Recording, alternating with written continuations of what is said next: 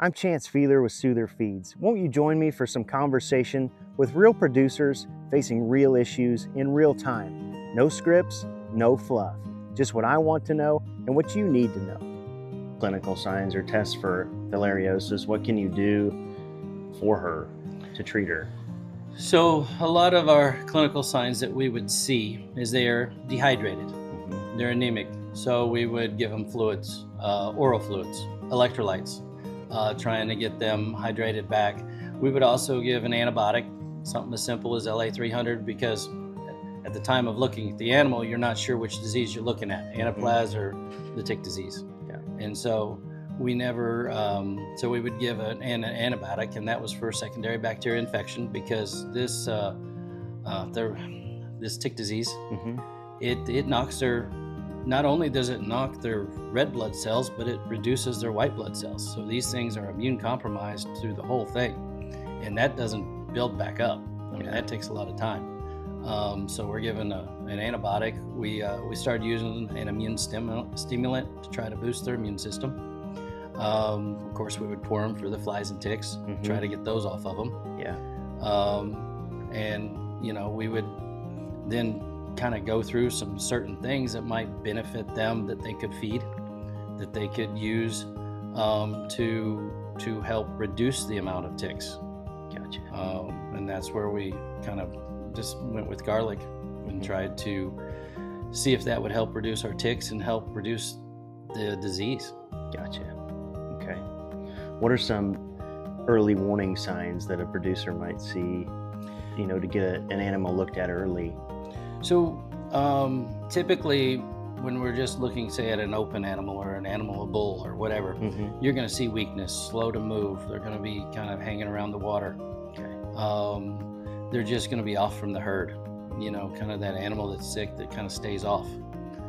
That's kind of the first symptom that they're going to see, other than death, because that happens sometimes where the farmer just pulls out and this animal's dead.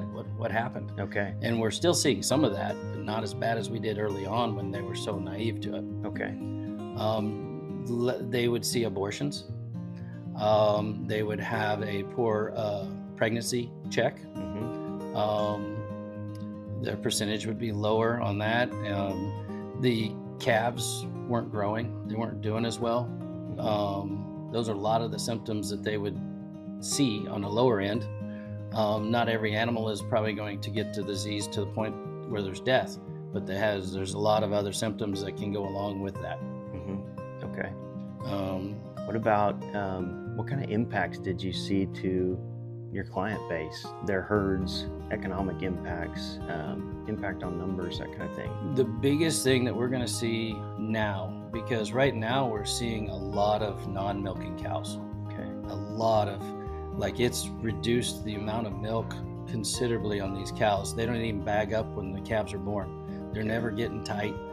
Therefore, we don't have good colostrum. So this calf that we're having in this fall calving period is going to be a very poor set of calves. And the reason being is these cows don't have any milk, let alone these calves are not getting good colostrum, so their immune systems are going to be not near as good.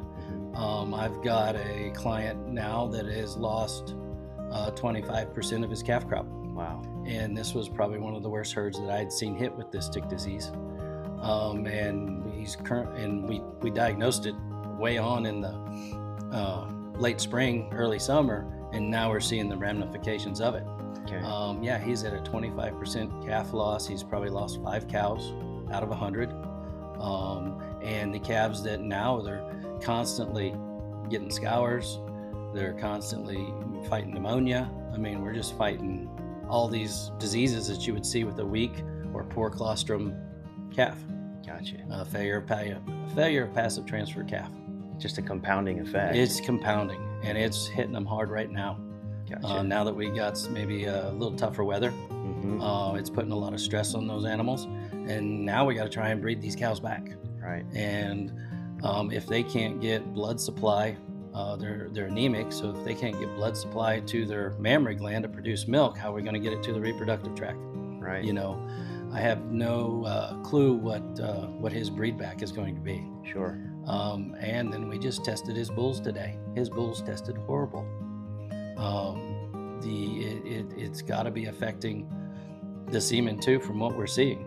These herds are coming through, and you can almost pinpoint. You see a bull come in, he's a little thin, hasn't gained much weight, and he didn't recover much from the last season, and the semen quality is poor. Okay. And so we're seeing a lot of that too now.